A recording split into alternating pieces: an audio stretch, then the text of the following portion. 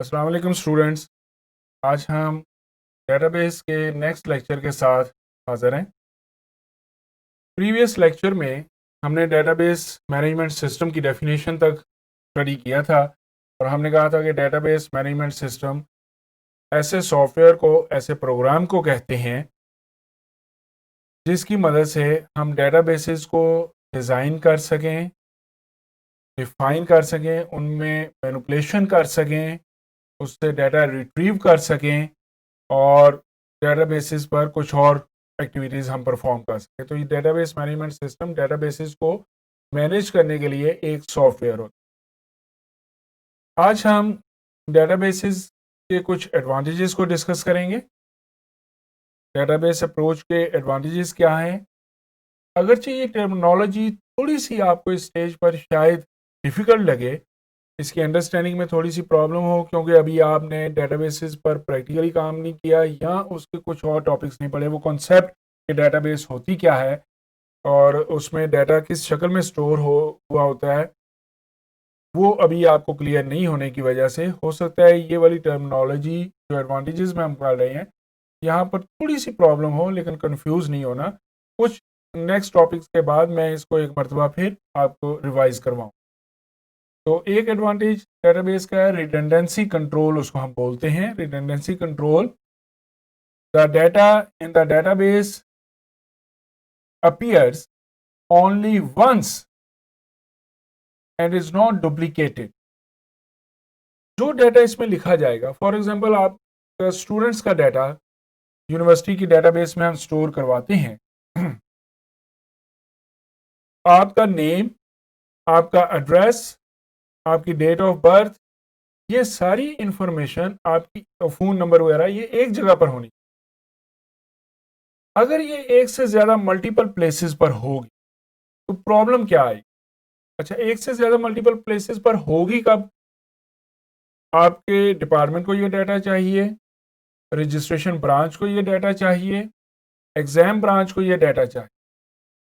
अगर इस डाटे में ये है कि रजिस्ट्रेशन ब्रांच पर जो इन्फॉर्मेशन लिखी है और फिर एग्ज़ाम के पास ये डुप्लीकेट हो जाए, 2 मर्तबा ये इन्फॉर्मेशन नज़र आ रही हो, आपको कभी कोई करेक्शन करवानी पड़ती है, फॉर एग्ज़ाम्पल एड्रेस चेंज करवाना पड़ा है या आपको फ़ोन नंबर चेंज करवाना पड़ गया, आप जाते हैं, एप्लीकेशन देते हैं, एक जगह से वो आपका डाटा ठीक हो जाता है, लेकिन दूसरी जगह पर वो डाटा आपका एज़ सच रहता है।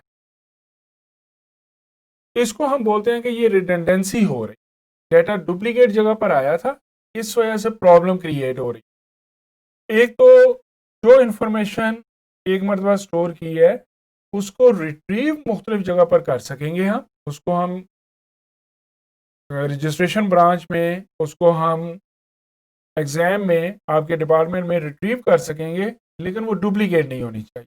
तो रिडंडेंसी कंट्रोल। दूसरी चीज़ इसमें डाटा कंसिस्टेंसी, डाटा कंसिस्टेंट हो, डाटा ये ना हो कि मुख्तलिफ टाइम में मुख्तलिफ इंफॉर्मेशन आपको नज़र आ रही, तो एक जैसा हो, सेम रहे। तो जब आपका डाटा अगर रिडंडेंसी कंट्रोल हो गई हो, डाटा डुप्लीकेट ना हो, तो ऑटोमेटिकली जो डाटे की कंसिस्टेंसी है वो अवेलेबल हो जाती है। तो डाटा रिडंडेंसी कंट्रोल करने का एक मेजर एडवांटेज जो आपको मिला, वो ये मिला कि आपका डाटा कंसिस्टेंट हो।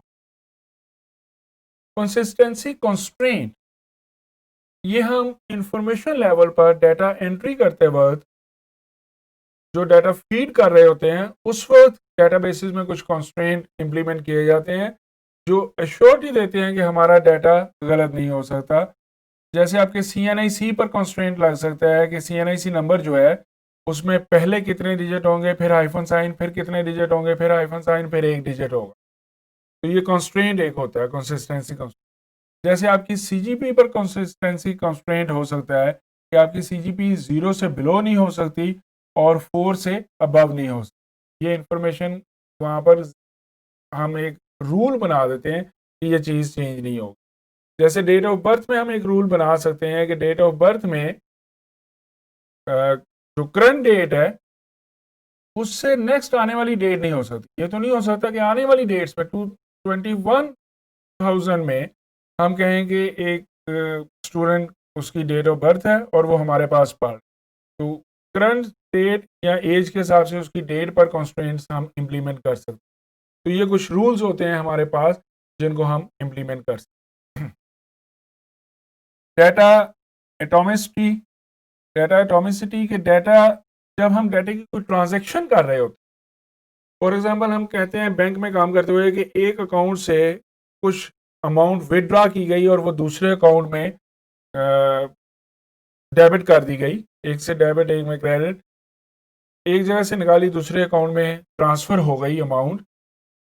अगर ऐसा हो कि आप माइनस कर लें पहले अकाउंट में से और अभी दूसरे अकाउंट में उसको प्लस ना किया हो जहाँ पर ट्रांसफ़र करनी है, उससे पहले किसी फेलियर की वजह से आपका सिस्टम शट डाउन हो जाए, तो ये तो एक गड़बड़ हो जाएगी कि आपने एक अकाउंट में से अमाउंट जो है वो विड्रॉ तो करवा ली, माइनस तो करवा ली, लेकिन दूसरे अकाउंट में अभी वो सबमिट ही नहीं हुई थी और आपका सिस्टम किसी फेलियर की वजह से रह गया था, तो ये डाटा बीच में गायब हो गया, तो ये तो प्रॉब्लम होगी। इसको हम बोलते हैं कि डाटा एटॉमिसिटी होनी चाहिए। जो एक ट्रांजैक्शन होती है, जब तक वो उसके सारे स्टेप्स कंप्लीट नहीं हो जाते, उस वक़्त तक उसका डाटा स्टोर नहीं होता, वो पुराना डाटा अपनी जगह पर रहता है। ये सारी ट्रांज़ैक्शंस जो हो रही होती हैं, ये हमारे पास किसी और जगह पर रैम में कह लें या एक टेम्परेरी डाटे में हो रही होती हैं, और जब ट्रांज़ैक्शन कंप्लीट हो जाती है, फिर हम उसको एक ऑर्डर देते हैं कि ये ट्रांज़ैक्शन कंप्लीट हो गई है, अब इसके हर जगह पर जो अपडेशंस होनी थी, वो कर दी। तो इसको बोलते हैं data atomicity.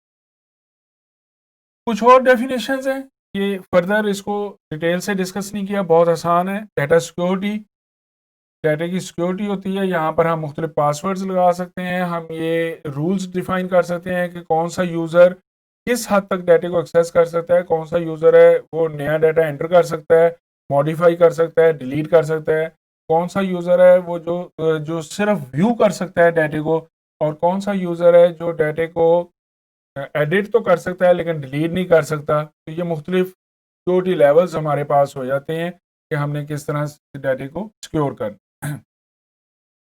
Reduce development time, इस डाटे की बुनियाद पर जो एप्लीकेशंस बनाई जाती हैं, जो प्रोग्राम्स बनाए जाते हैं जहाँ से डाटा रिट्रीव करना है और जो रिपोर्ट्स जनरेट करनी है, वो सारी एप्लीकेशंस डेवलप करने पर जो टाइम हमारा कंज्यूम होना है वो कम होता है, उसकी प्रोग्रामिंग में कम टाइम लगता है हमारा, तो रिड्यूस डेवलपमेंट टाइम होता है यहाँ पर डाटाबेस को यूज़ करते हैं। और कॉम्पैक्टनेस, ये डाटाबेस की डेफिनेशन में भी हमने कहा था कि डाटा जो स्टोर होता है वो कॉम्पैक्ट मैनर में होता है, वो स्पेस कम ले रहा होता है। रैम कंप्यूटर में जो बाइट्स यूज़ होनी है हार्ड डिस्क पर या आपके स्टोरेज मीडिया पर, वो कम हो रही होती हैं। तो इसको फर्दर एक कॉम्पैक्टनेस का बहुत ख़ास कॉन्सेप्ट है कि वो कॉम्पैक्टनेस होती कैसे है, वो जब हम नॉर्मलाइजेशन स्टडी करेंगे वहाँ पर मैं आपको क्लियर करूँगा कि क्या एडवांटेज हमने लिया है नॉर्मलाइजेशन से, और नॉर्मलाइजेशन के उस एडवांटेज की वजह से कैसे हमने अपनी हार्ड डिस्क पर स्पेस बचा ली, डाटा स्टोर करते वक्त हमने कॉम्पैक्टनेस का फीचर अवेल कर लिया। ईजियर रिपोर्टिंग, जो इंफॉर्मेशन हासिल करनी है, जो रिपोर्ट्स बनानी है, जो काम करना है उस पर, वो बहुत आसान होता है। तो ये कुछ एडवांटेजेस थे हमारे पास डेटाबेसेस के जिस पर हम काम करते हैं। इम्प्रूव्ड बैकअप एंड रिकवरी, जो डाटा हमने स्टोर किया हुआ है इसका बैकअप बनाया जाता है। बैकअप बनाया जाता है कि डुप्लीकेट जगह पर हमारे पास स्टोर होता है और जब कभी हमें चाहिए वो रिट्रीव हो जाता है। और वो बैकअप करने में हम सारी की सारी फाइल्स, मसलन पहले साल हमारे पास 10,000 स्टूडेंट का रिकॉर्ड था, दूसरे साल में वो 20,000 हो गया, तीसरे साल में 30,000 हो गया। तो तीसरे साल में जब बैकअप लेने लगेंगे तो ये ज़रूरी नहीं है कि 30,000 का बैकअप हो, वो पहले 20,000 का बैकअप ऑलरेडी हो चुका होगा, जो फर्दर 10,000 आए थे सिर्फ उनका बैकअप जाएगा।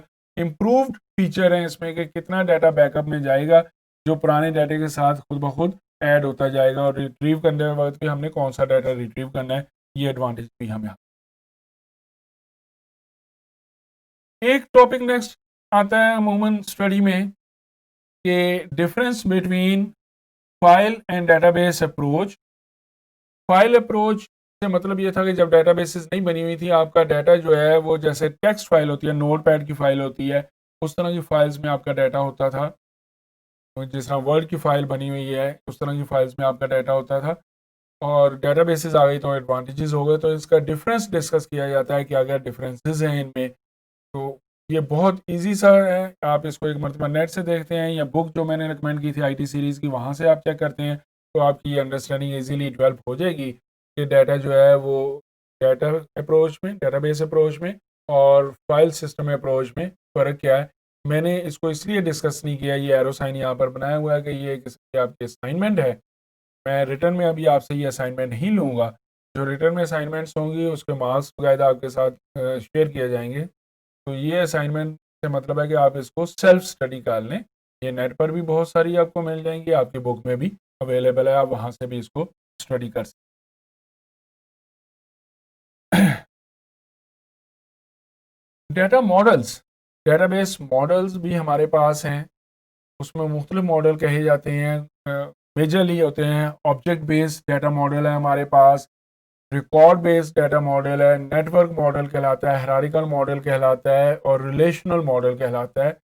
इन सब की डिटेल में जाने में कि वहाँ पर किस तरह का मॉडल बना होता है, डाटा स्टोर कैसे होता है, हमें ज़रूरत नहीं है, क्योंकि हम मोस्टली जो काम कर रहे हैं वो हम रिलेशनल डेटाबेसेस में काम कर रहे हैं। तो मैं इसी पर फोकस करूँगा, इसलिए हम उस डिटेल में नहीं जा रहे। सिर्फ नाम की हद तक कि आपको पता हो कि डाटा मॉडल जो हैं, जो डेटाबेसेस बनाई जाती हैं, उसका एक आर्किटेक्चर बना होता है, एक मॉडल बना होता है कि किस तरह डाटे को मैनेज किया जाएगा, किस तरह डाटे को स्टोर किया जाएगा। तो उस मॉडल को फॉलो किया जा रहा होता है। ज़्यादा मैंने बताया जो अप्रोच यूज़ हो रही है वो रिलेशनल डेटाबेसेस की अप्रोच इस्तेमाल हो रही है। और एकल भी हमारी रिलेशनल डेटाबेस है, एसक्यूएल हमारा रिलेशनल डेटाबेस है और माइक्रोसॉफ्ट एक्सेस एक है हमारे पास अवेलेबल माइक्रोसॉफ्ट ऑफिस में, वो भी रिलेशनल डेटाबेस है हमारे पास। तो ज़्यादा यूजेज जो है वो हमारा रिलेशनल डेटाबेस का, हम फोकस पर ही करेंगे, इसको सिर्फ नाम की हद तक हमने स्टडी।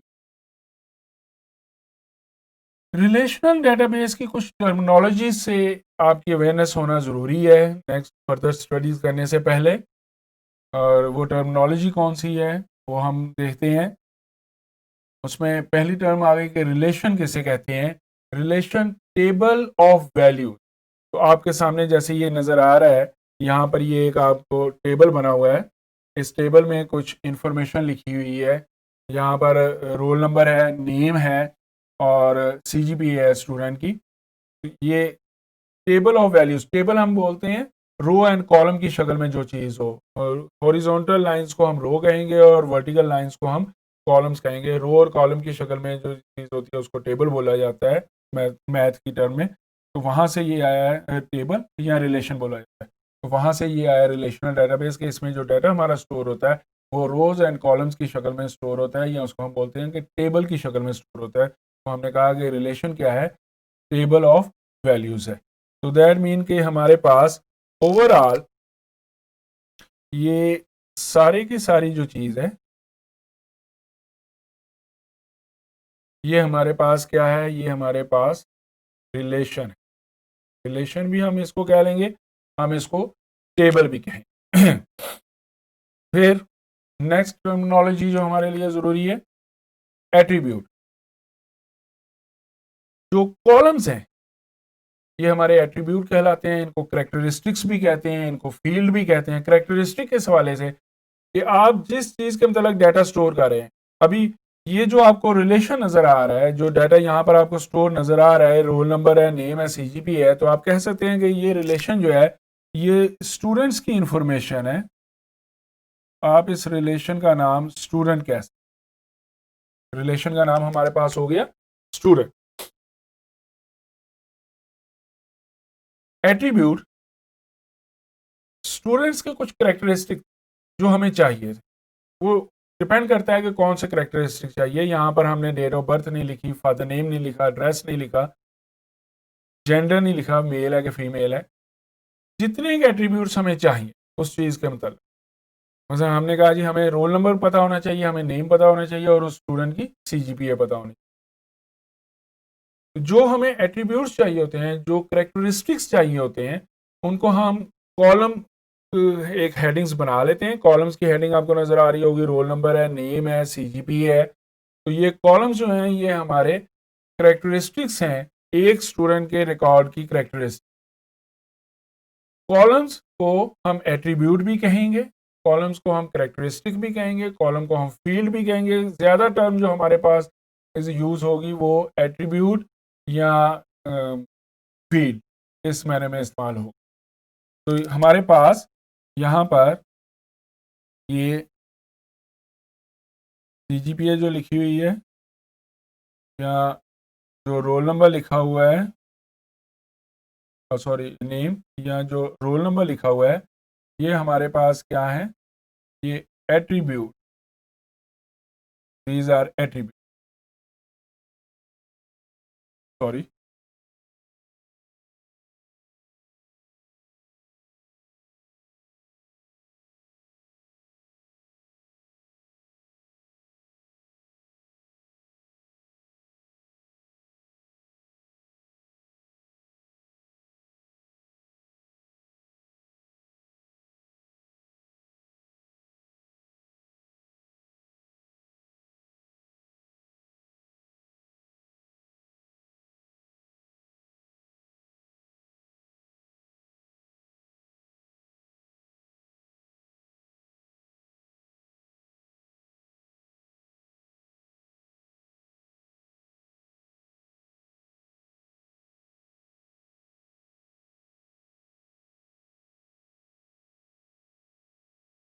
जी।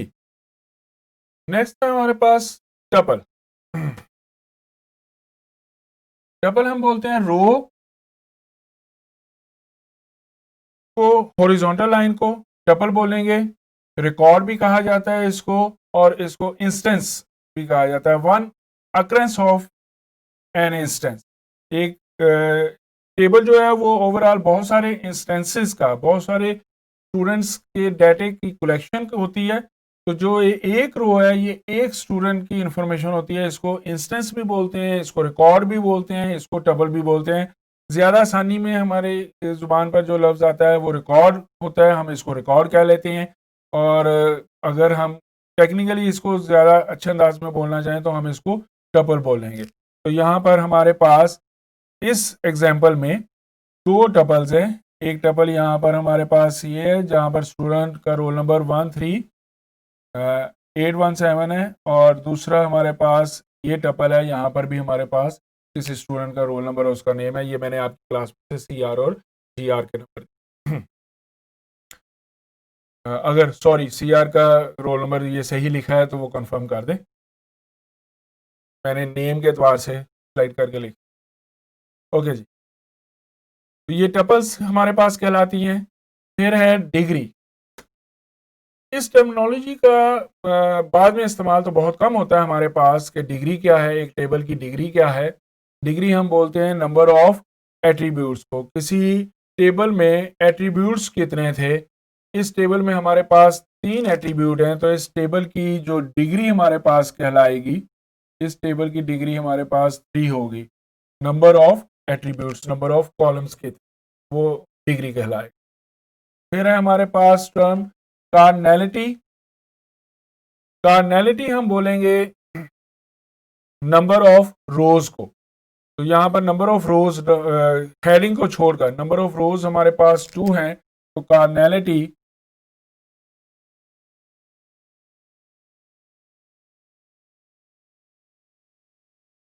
कार्नैलिटी हमारे पास 2 हो।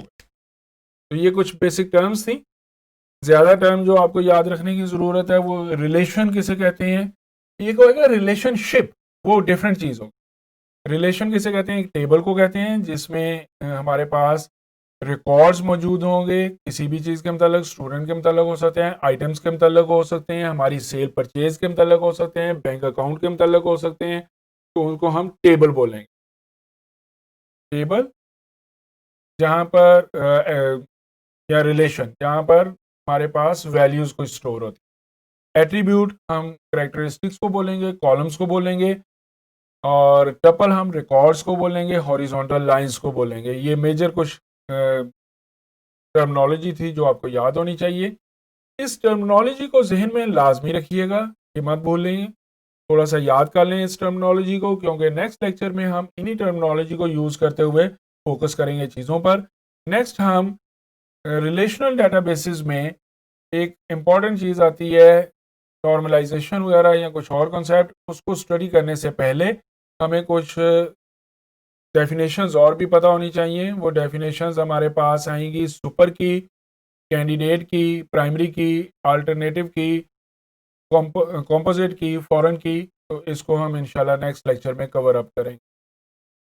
यहाँ पर एक डेफिनेशन पीछे रह गई, डोमेन। डोमेन हम बोलते होते हैं रेंज ऑफ वैल्यूज, किसी एट्रीब्यूट में, किसी कॉलम में जो वैल्यूज आनी है, एक कैरेक्टरिस्टिक्स जो हमने कही है, रिकॉर्ड की कैरेक्टरिस्टिक, उसमें जो वैल्यूज पॉसिबल हैं उनको हम डोमेन बोलते हैं। जैसे रोल नंबर आपका एक डोमेन हम डिफाइन कर देते हैं कि नेगेटिव नहीं हो सकता और फ्लोटिंग पॉइंट में नहीं हो सकता, हम कहेंगे इंटीजर्स हो सकते हैं 1 से लेकर ऑनवर्ड, ये हम डोमेन तैयार कर देते हैं। इसी तरह डोमेन तैयार हो सकती है अगर एड्रेस लिखते वक्त हम सिटी लिखें, तो सिटी अगर हम लेते हैं तो वहाँ पर डोमेन तैयार हो सकती है कि डोमेन क्या होगी, वो कौन कौन से सिटी हम वहाँ पर लिख सकते हैं।